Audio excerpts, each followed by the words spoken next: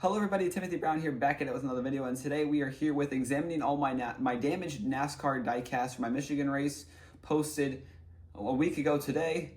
And right here behind me we have 11 cars that are damaged. 10 of them were authentics.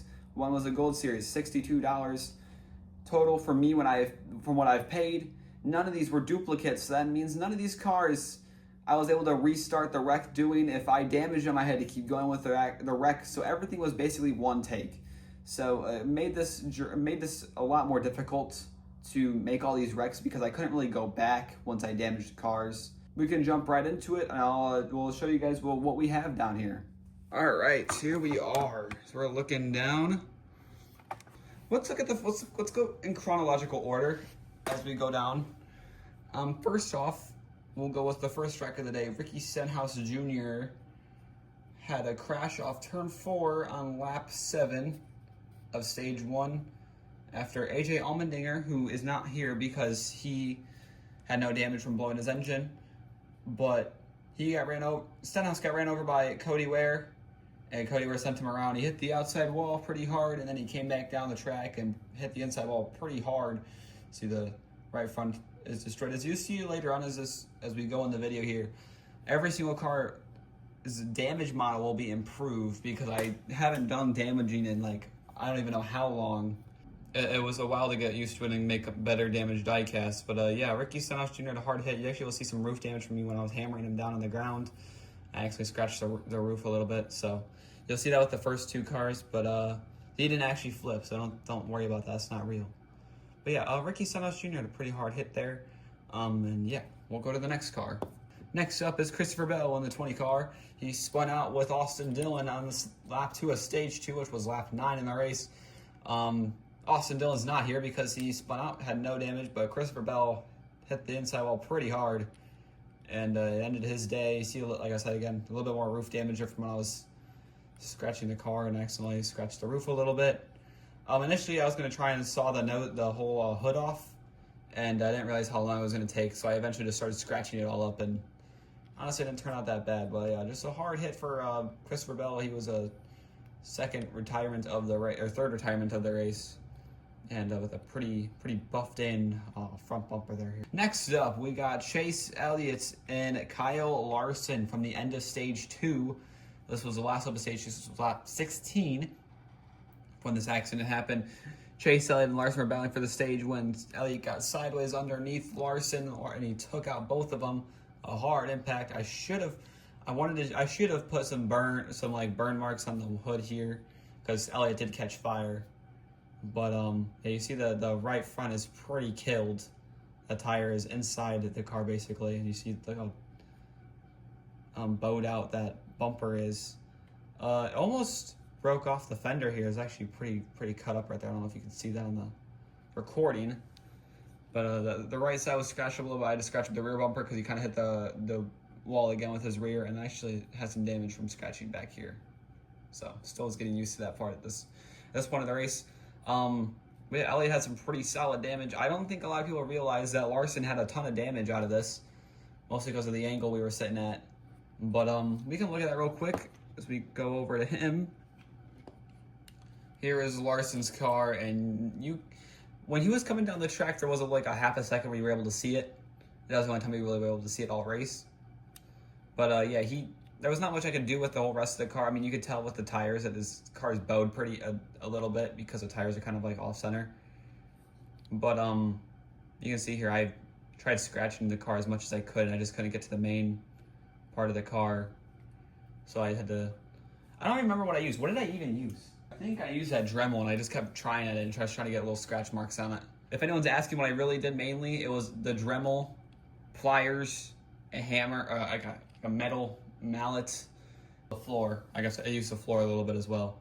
So yeah, but Larson, yeah, has some pretty nice tank slab damage. You can see here, it's pretty flattened compared to the other side. See that the rear bumper is kind of around the wheel well is kind of sticking out there. Yeah, there's nothing there on Larson's car. I mean, there is a little bit, but it's all damaged up, and there's not as much there as there is on this side. Now we get to where we would have the Jimmy Johnson spin, but Jimmy Johnson had no damage, so there's nothing to look at there. So we're going to go to the big one here where Carson Hocevar flipped upside down. We'll get to his car second to last. I'm gonna get everyone else beforehand, basically. Real quick, we'll start with the person who got started the wreck was William Byron, who hit the wall pretty hard on the back straightaway after contact with Hamlin. He came up on Hamlin off of 2, hit the right front pretty hard. He started spinning around. I never damaged this. I should have damaged this a little bit because he kind of was like riding against the wall towards the end of the wreck.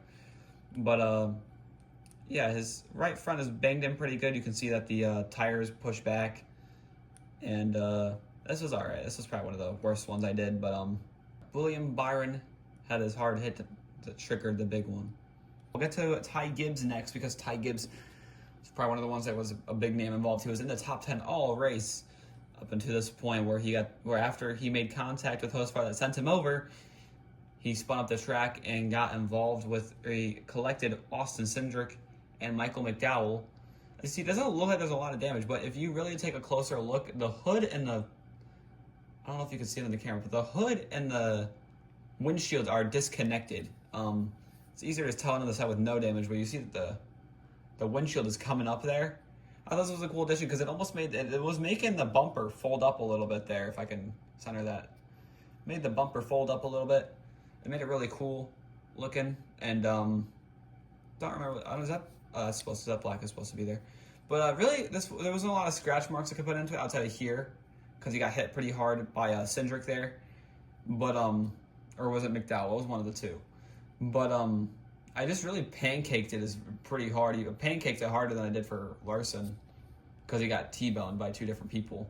But you can see that tire even has a little bit of damage on it, which was natural. I did not mean to do that, so that was just in the process of making the damaged diecast. I was looking at the underbody of the car. I had to basically Dremel off the underbody.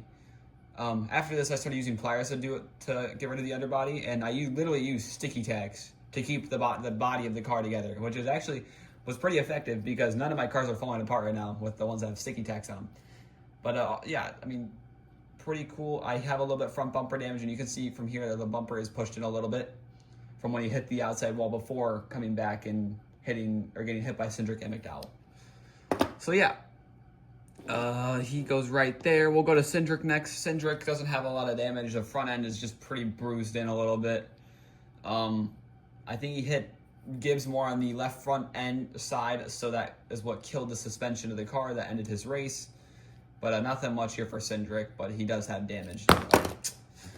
Oh, I put a dent in my track. Oh, whatever. Just wasn't damaged a lot. It looked like an average next-gen car that usually gets out of the race for no reason because of unnecessary internal damage. Same here with the 71 of Michael McDowell after T-boning Gibbs. And I mean, these two did hit Gibbs pretty hard, and I just didn't show a lot of body damage, but I probably could have hammered it in a little bit more.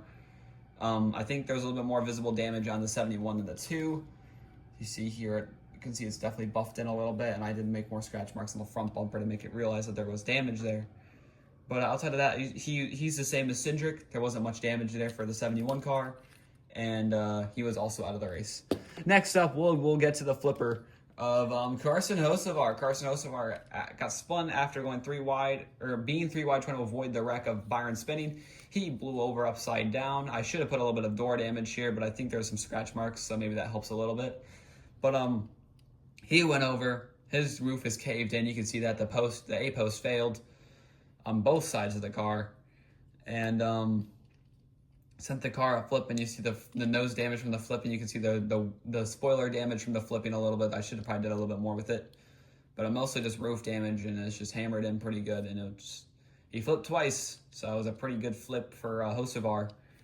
And he was out of the race as well, obviously. You can't really drive the car when it's like that. So Hocevar upside down, tumbled twice after gliding off the inside wall, and that ended his day as well. The second to last up, this is when I started getting good with the damage because I started using the pliers to revolve the underbodies. You see here, there is a lot more sticky tacks in this car than you can see. But Todd Gilliland off the main screen got turned around by Justin Haley after checking up, pounded the inside wall, ended his race, and you can see the hood has come up pretty good on that 34 car. It's all the only damage. Wow, all the only damage for that 34 team.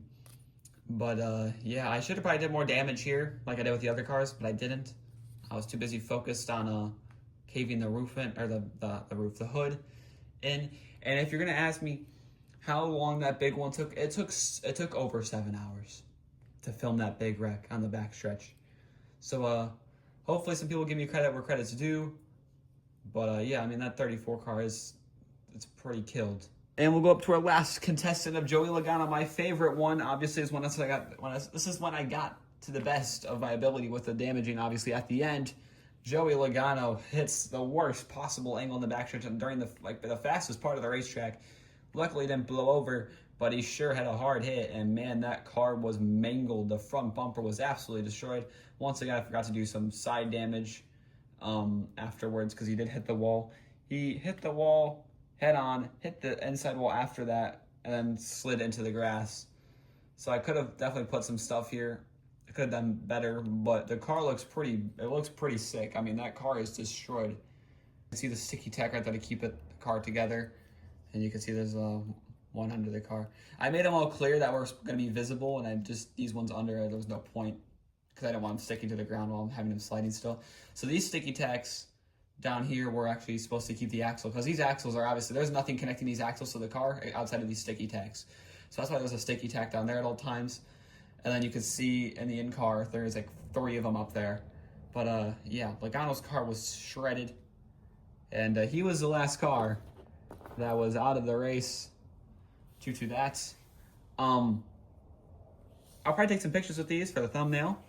But yeah, like I said, $62 worth of damage basically to these cars. Hours and hours and hours. I don't even know how many hours of just total wrecking I did. Probably upwards of 16 hours of probably just straight wrecking cars.